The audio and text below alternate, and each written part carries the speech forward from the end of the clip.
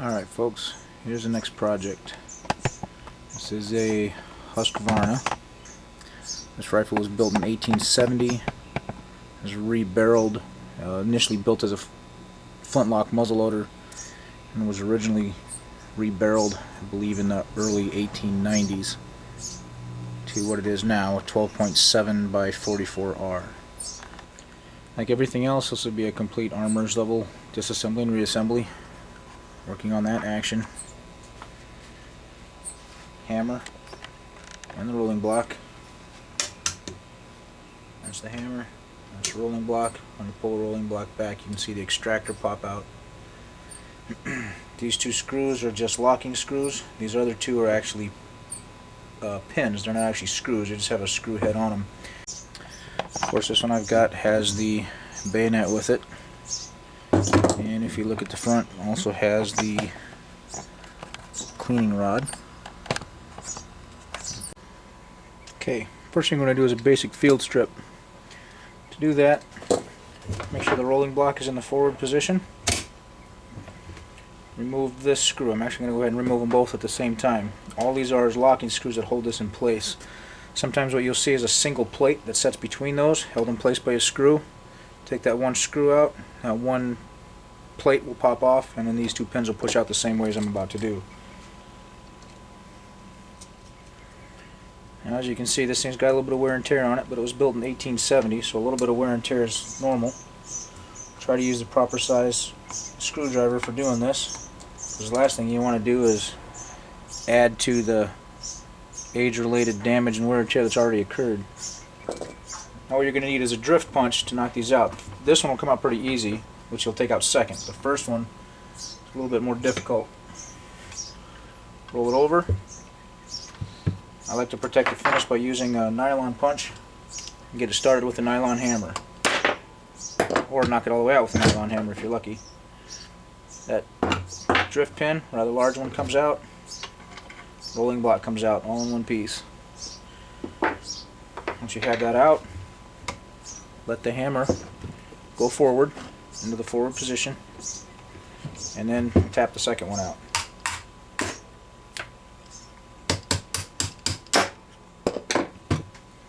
Same thing, pin comes out, and the hammer will come out in one big piece. That's a basic field strip for cleaning purposes of this rifle. Alright, bearing in mind that the cleaning rod screws in and out, if you look, there's a slot on this. If you're lucky, this will just unscrew by hand. This one in particular, like so many others, is extremely tight. Take a screwdriver or some other similar tool, put it through that slot, and turn it to unscrew it. Now this will take several turns if it's actually screwed in all the way, because there are a lot of threads that hold this in place. I'm not going to make you watch me unscrew it all the way. Once you have it unscrewed, it'll still sometimes be kind of tight. Just put something in there, work it back and forth while you pull up on it, and eventually it'll break loose and come up for you. Or at least come up far enough that you can grab it with your hand and pull it the rest of the way out. There's the cleaning rod. As you can see, if you look at the cleaning rod, there's almost a full inch of threads that hold that in place.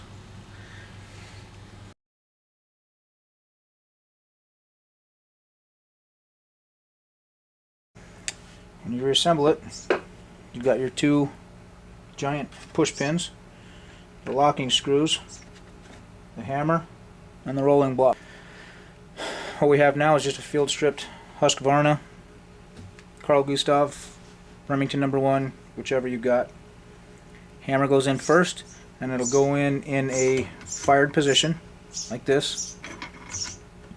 So put it in, you'll see the hole doesn't line up.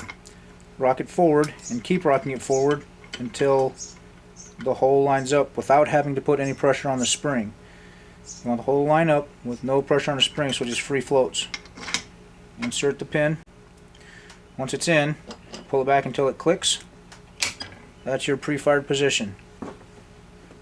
Pull it all the way back until it cocks, and then before you go any further with the assembly, just make sure it's going to work. So Put your finger on there so it doesn't take off on you, and then just pull the trigger to make sure it releases properly. And then recock it. Once you have it recocked, take the hammer, or correction, the rolling block, and install the rolling block. The pin portion of the firing pin facing towards the front, striking pin towards the back, striking surface rather towards the back, and insert that into the receiver. That one you will need a little bit of pressure on the springs to get it to line up. Once you get it lined up, push that pin in. Now both of these pins have little moon-shaped cutouts on them right there and right there.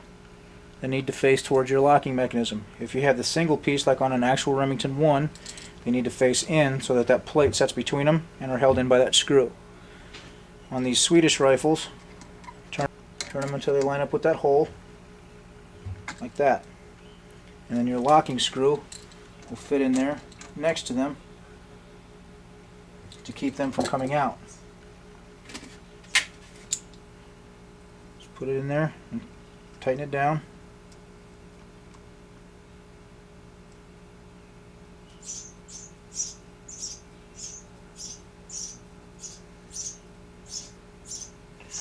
And then it has a cutout on it also.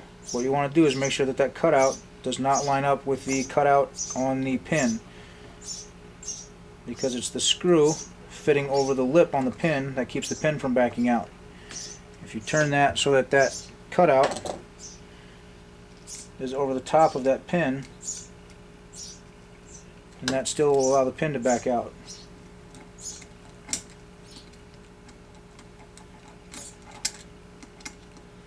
Now to just do a field strip for cleaning, you don't have to take these screws all the way out. All you have to do is turn them like that so that they line up with the indentation on the retaining pin, and that will actually allow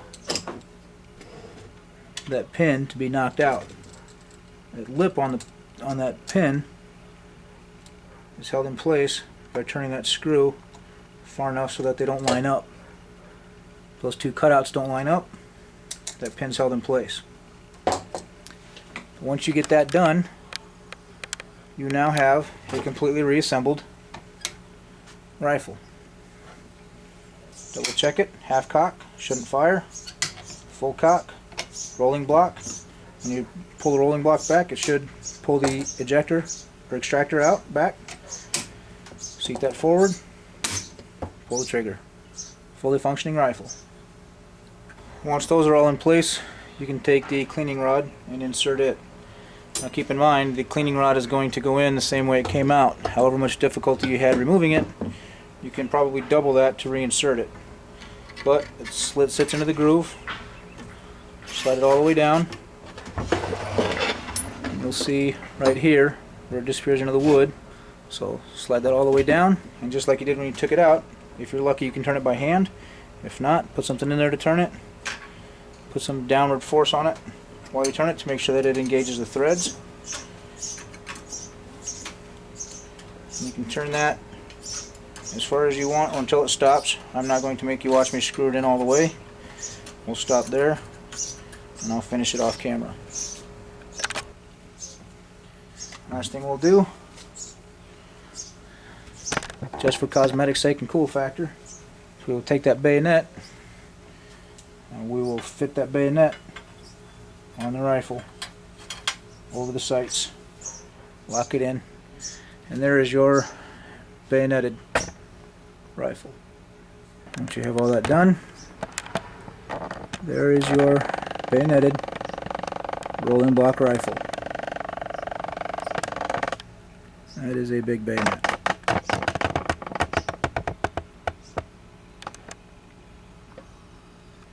Thanks for watching. Check out my other videos.